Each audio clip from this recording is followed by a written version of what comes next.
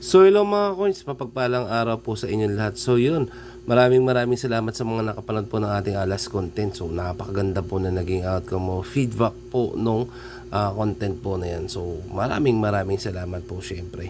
Sa mga hindi pa nakapag-subscribe, so please subscribe to our YouTube channel. So yun, thank you mga coins.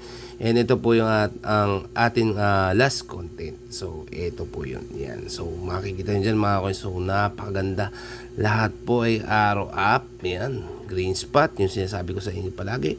Thank you po dyan. So yun, recap po yan mga coins yung aking binibili o bibilhin po na barya po sa inyo. So marami po nag-submit sa atin. So yun, bigay tayo ng example o paano yung ginawa nilang procedure. Yan. So marami nagme-message sa atin.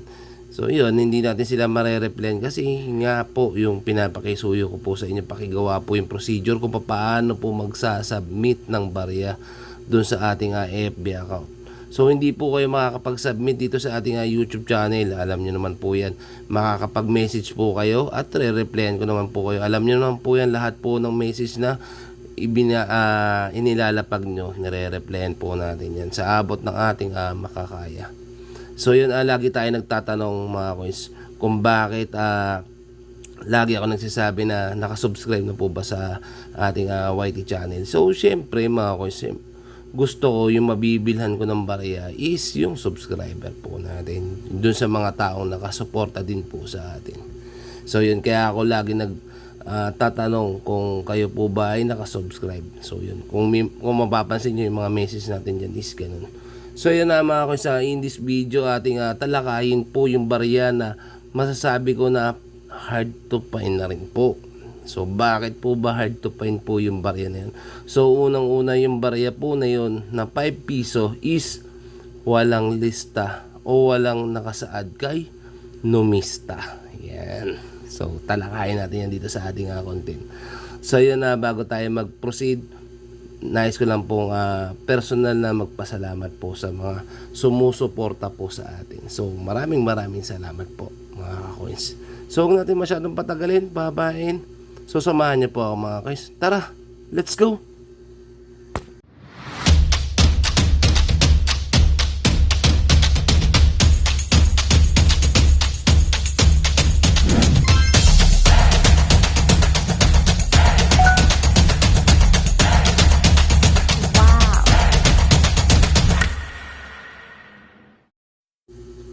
So hello mga coins, mapagpalang araw po ulit sa ating lahat. So yun, medyo kauuwi lang natin galing work din. Yun, diretso content tayo. So yun, bago tayo mag-proceed mga coins sa ating topic. So yun, sagutin muna natin mga coins natin syempre. So paano po ba magpasa ng barya dito sa ating FB account? So unang-una po, yan. So katulad po ng ginawa nito ni Bossing. So eto po, yan. So kung mapapansin nyo mga coins is in-screenshot niya po yung kanyang comment po dyan. So yun, very good po Bossing sa yun ginawa po ninyo. At the same time yun, nagpasa po siya ng barya. Then syempre nagtanong po sa atin. So very good po yan, ganyan po yung tamang procedure. Kasi bakit po ganyan?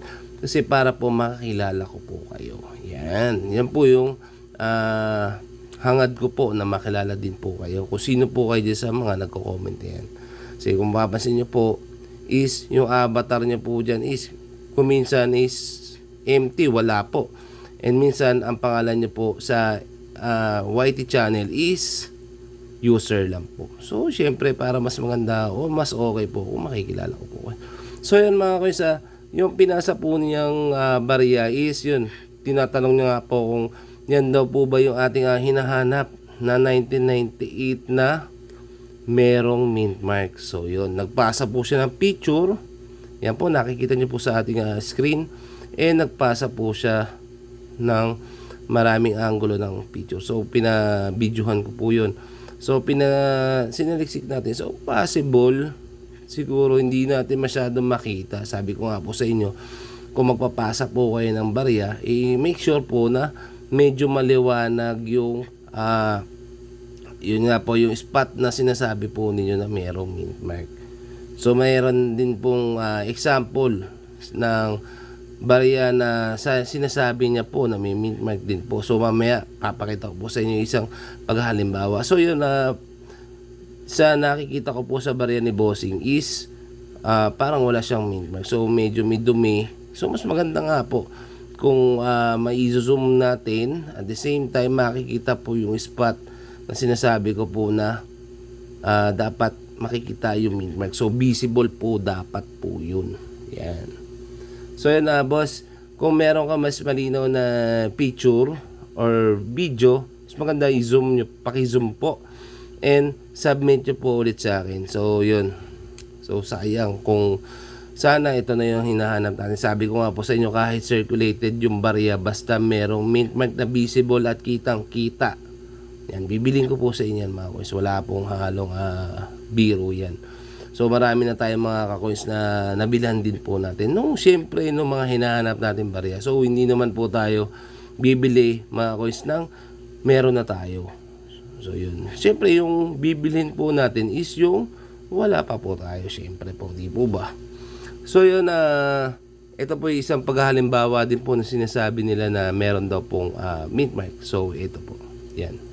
So makikita nyo po, iba po yung itsura ng kanyang mint mark. So hindi po yan mint mark mga coins, titigan nyo po mabuti, hindi po siya mint mark. So ang mint mark po kasi is embossed po dapat. So yan po ay hindi. So yun, mga coins, kung meron kayong, yun nga po, dun sa recap natin, kung meron po kayong 1998 na merong mint mark, so bibiling ko sa inyo ng 1,200. So ganun po yung procedure na dapat po ninyong gawin. Yung katulad nung pinakita ni Bossing na kung paano mag-submit ng barya. Yan. So ganyan po yung procedure mga coins. So para siyempre mare-reply ko po kayo. At the same time makikilala ko po kung sino po yung nagme-message sa akin. Yan. So yun, boss, mag-submit po tayo ng mas malinaw, mas klaro, and mas okay. Para yun, baka sakali mag-deal tayo, and then kung makukuha ko siya, kung ano natin na yun nga po, meron siyang mint mark, so syempre bibili natin yun kay Bossing. So yun, mga coins, may katanungan din po yung isang ating ka-coin, solid ka-coins to, si Boss Jess. Yan, si Boss Jess, isa rin tong coin vlogger. So ito po, yun, tanong niya kung yun nga daw po, kung tayo daw po ay nagko-collect ng mga dirty coins. Yan. So yun yung tanong niya. Then nag-submit po siya ng coins sa atin. So ito po yung sinabit niyang barya. So ito po. Yan. So makikita nyo, yun po yung sinasabi niya, dirty coins. Yan. So sabi ko po sa kanya dyan na mas maganda kung yung dirty coins na inyong i-collect is yung medyo kakaiba. So medyo solid yung pagka dirty coins niya. Sabi ko nga po, mas maganda kung semi hard to find or hard to find yung makukuha po ninyo na dirty coins. So magbibigay ako ng isang paghalimbawa ng mga kinikip ko na dirty coins. So ito po, ito medyo medyo kakaiba rin po, pero yun nga po, nasa inyo naman, optional naman po yan. Siyempre, maganda kung meron din kayo ng mga ganito, ng ganitong barya. So, ito po yun. So, yan, makikita nyo dyan mga coins. Ito yung tinatawag ng iba na black tone kasi nga daw po. Pero para sa akin is, yun, kagaya na sinabi ni Boss Jess, is pwedeng maging 30 coins lang. So, yan makikita nyo po yung kanyang toning. Yan, ito. Mga ganyan. So, yun. So, possible value. So, yun, added value lang to mga coins Pero syempre kung makakatagpo kayo, makaka-encounter kayo ng mas magagandang dirty coins. Para sa akin, mas gusto ko, mas kinukulik ko kasi mga itong texture ng dirty coins niya. Yan, ganyan po. Parang dark po siya. So, parang ganito. Yan. So, yan. Ito po. Yan. Maganda yung mag-collect din tayo ng mga ganito. Yan. Nakikita nyo naman po ang ganda. So, ito po yung masasabi ko na semi-hard to find na collect ko. Or na-hunt ko. Yan Year 2000 na semi-hard to find na 5 piso. So, nakalagay po dito sa ating malaking frame yan. So series frame ko. So ito po yun. Tinawag ko na lang po siya na black tone para mas madali ma-distinguish or ma-identify. So nandito po sa spot na to. Yan. So yan, Sir Jess, mas maganda kung meron kang ganito. So ito, pwede nyo po itong ibenta ng mga, yan, zoom natin para zoom out natin para mas maganda makikita nyo na mas solid yung barya. So yan. So pwede nyo po mabenta o mabili ito ng siguro possible mga 150 to 120 yan. Pwede nyo presyuhan yung mga ganito kagaganda. Ganito yung pagka-texture niya. So ang ganda nito mga kuys. So, makita nyo nasa capsule pa siya. Kinapsule ko siya para mas okay, mas pulido. So yun, mas maganda mag-set kayo ng yan, mga dirty coins kung tawagin. So yun, black tone. Pwede na rin po black tone. So yun, kung meron kayo yan, syempre keep nyo na rin. Keep nyo na lang din, maganda. So mga koy, makikisuyo ko baka meron kayo na itatabi dyan na ganito. Yan. Yan, 2008. So makikita nyo barag-barag na yung aking 2008. So makikisuyo lang baka meron kayo dyan. I-submit nyo po sa akin. Pakita nyo po sa akin. So ang hinahanap po pong ganito is syempre maganda. Pang frame po natin yan. Parang ganito po. So, yun. Kung makikita nyo po is missing spot pa rin po ang ating 2008. Pero syempre, gusto ko po kasi na ang ilalagay ko dito is syempre maganda, mga ganito. Ito yung condition. Yan. So, kung meron kayong ganun mga kuya, kung meron kayong 2008 na 25 cents. Yan. Yan. Kung meron kayong ganun na ganito, 2008 na 25 cents. Na ganun yung kondisyon. So, pwede ko sa inyong bilhin ng 200 kung meron kayo. Yan. 25 cents sama ako isa. Walang ibang year. 25 cents or kung meron kayo na 2003 na magnetic. So, pakita ko ulit sa inyo yung ating magnetic na 2003. So, makita nyo swangit talaga. So, yan o. Pangit siya. Pangit ka! So ito medyo masagwa po yung kondisyon niya. Kita niyo naman po yung mga kondisyon ng barya natin is magaganda po. Ibo ba? Yan. So may mga natural tone po yan. So yan, kung meron kayong 2003 na magnetic and 2008, pakisubmit nyo po sa ating FB account. So sa mga nakakakilala na sa atin, so yun, alam niyo naman po kung saan ako hanapin mga coins. So yun, yun nga po, kung meron kayo noon 2003 and 2008 na magnetic, parehas, so sabihin niyo po sa akin, i-message niyo po ako mga coins, and yun, piling ko po sa inyo. The next po natin yung katanungan ni Bossing about NGC. Yan. So may pinasa si Bossing sa atin, si Boss Kim. So ito po, yan. So makikita nyo po mga coins, yan po ay isang frosted na 2018. Yan. So yun, meron siyang maliit na added value. So pero kalimitan po kasi yung barya po na yan is ginagawa lang po siyang freebies. Yan. So, ginagawa po siyang freebies sa mga big time collector natin. So, pwede nyo po siyang ibenta na kung kayo ay isang variant collector. So, maganda mag-keep din po kayo niyan. So, pwede nyo siyang ibenta ng, yung frosted po, pwede nyo po siyang ibenta ng 5 piso ang isa. Frosted Yung harap likod is frost. Yung reverse frost po para sa akin is medyo mahirap na siyang mahan. Reverse frost and overse frost. So meron po yun. So ito po yung pinakita sa atin ni Bossing. So mapapansin nyo, napakadami po niya. So makuha tayo ng isa. Yan. So ito po yung isang paghalimbawa ng isang frosted. So makikita nyo naman po yung texture po niya is frosted po yan. Yan. So bunot pa tayo. Baka sabihin nyo nag-joke ako. Yan. Marami po niyan.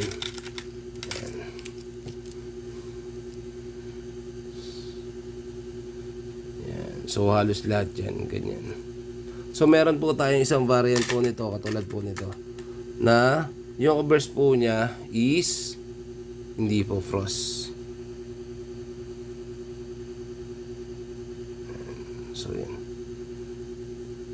Then yung pinaka-reverse niya, yan po. Pero medyo maniit na po yung percentage ng pagka-frost niya. So ito, kita niyo sa panghalimbawa. So ito po, medyo solid to. So yung overburst po niya, makikita niyo is wala siyang frost. Yan. So yung umikot-ikot na ilaw na yan is cogwheel effect po yan or luster. So ito po yung pinaka-reverse part niya. So makikita niyo po. Sa personal po niyan is napaka-solid po niyan. Yan. So yun po yung tinanong sa atin ni Boss Kim. So yun, boss, kung meron ganyan, possible yun nga po yung binigay nating price. So yun. So yan, proceed na po tayo dito sa ating tampok. And so anong variant po ba yung sinasabi ko na possible na hard to find na po. Yan. So magbigay po tayo nito, katulad po nito. Ito po yung year na yun. So yan, 2006. So hindi po ito yung aking sinasabi na yan, nagawa sa labas. So ito po, makita niyo po ang ating 2006. So napakaganda po niya, no? Wala halos kabangas-bangas. Yan. So napaka-solid po niyan. So ito po yung aking sinasabi. Ito po. So yan. So kung makikita niyo po mga koys, ito po ay 1996 na walang mint mark. Yan. Makikita nyo po dyan mga coins. Yan, zoom natin. Siyempre. Yan. So medyo doubt din ako dito ng konti. Bakit ka mo? Kasi kita nyo naman po dito sa spot na to. Para siyang binura. So makita nyo po yung mga scratches niya. Tapos may parang malalim na uka dito. So tayo mabusisi tayo eh. So dapat ganun din kaya mga koins. So makikita nyo dyan sa spot na yan, yung may malalim na uka. So parang kinayod siya. So yan, pag magbibili kayo niyan, so meron talagang legit ito. Ito parang hindi siya legit. So ito, nabili ko siya ng 300. So maganda-ganda yung pagkakuha niya. Dinim niya ng konti. So huwag kayo manloloko ng ganyan ha. So mapapansin nyo kasi madali lang maburo yung mint mark natin. So napakaliit niya. Napakaliit.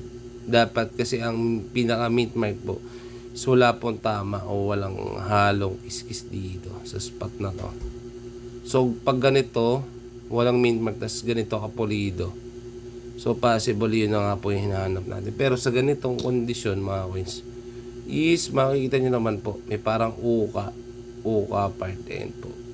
Yan, parang kinayod. So zoom natin. Ayan po.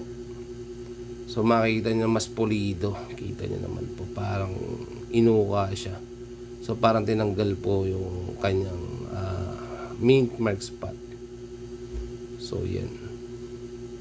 So meron kayong mga ganito mga coins is na walang mint mark. So mas maganda, much better po kung wala talaga siya, as in wala.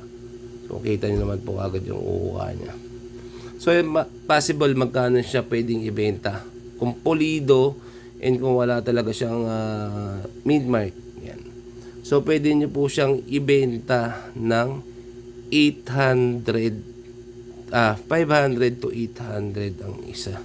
So yan po ang tamang presyo niyan mga coins kung meron po kayo na solid, walang halong ganito, yung may mga gas. So medyo disappointed nga ako nung na-receive ko itong baril na to. Pero syempre wala naman tayo na magagawa eh. Nabayaran na natin, hindi naman natin pwedeng i-refund pa yun. So yun mga coins, medyo mag-ingat din kayo ng pagbili.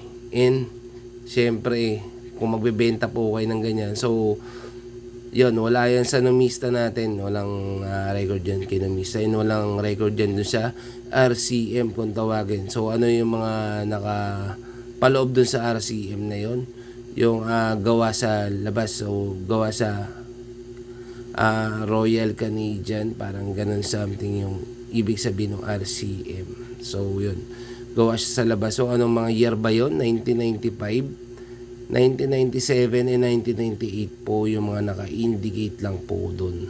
Yan. So kung meron nga po na ganito, so hindi pa po possible, hindi pa po yun na-include kay Numista. So yun, gaya nga po na sinabi ko, maganda o mas okay magpa-register tayo. Then kung may ganito kayong barya, so yun, pakita nyo doon yung present nyo po doon, picture, video, and proof na yun po talaga ay legit. Yan. So yun, nagbigay po tayo ng tamang presyo, 500 to 800 ang isa ng ganito. Kung meron po kayong legit na ganito na hindi binura at solid, so ganun po ang possible o posibleng maging presyo po yan. Yan, nandun po yan sa ating personal frame. So hindi pa po natin to inaangat. Nagkaroon na nga siya ng scratches dito sa part na to. So yun, nilagyan lang natin ng marker para at least syempre mawala yung scratches. So namumuti po kasi siya kung hindi po natin siya maagapan. So yun, baka masira lalo. So siguro gagawa pa ako ng isa pang content regarding dito, then iangat ko na ulit siya dun sa may taas. So yun, medyo risky rin kasi gawa ng hindi natin pwedeng tanggal baklas gawa ng yung pinakalak po kasi ng mga ganito mga coins is madali po masira. So yun, so yun mga coins, sana may nakuha tayong konting kalaman dito sa ating content. So yun nga po, gaya nga po ng aking sinasabi palagi, itong content po natin is more on coin review po ng mga barya na may mga added value. So yan, legit po yan mga coins. Kung gusto nyo o kung medyo doubt po kayo, punta po tayo sa ating FB. Yan, so i-message po ako doon. Yun nga po, siyempre ayoko naman po na pag sumalang kayo dun sa ating FB is magpo-post kayo tapos mapapaya kayo. So ito yung content natin, mga content natin, so wala kayong dito, wala kayong talo dito. So yun mga coins, thank you sa mga nakapanood po ng ating content, and syempre paki-subscribe na rin po, paki-like na rin din po yung ating video. So ito po yung mga nag-comment po ng ating last content na sobrang solid. So ito po yun, yan. So yun, maraming salamat sa mga papuri na nakikita ko sa mga comment section. So thank you din po. Yan, maraming nagpapasalamat sa atin. Siyempre, maraming salamat din po sa inyo. Sabi ko nga po sa inyo, kung makapanood po kung mapanood man po ng mga viewers ko to, so siyempre maraming salamat. So bonus part na rin po yung makakapag-comment kayo. Siyempre pakilike na rin din po yung video natin. So thank you sa mga nagko-comment. Sa mga silent viewer po natin dyan, please comment naman po tayo. So para malaking tulong po yun sa ating YouTube channel. So itong YouTube natin na to is hindi lang to para sa akin, para sa atin po lahat yan. Ito. So kita-kits tayo sa mga susunod na content. So abangan po natin yung coin series 103. Yan. So ilalabas po natin dyan yung hari ng mga NGC natin NGC.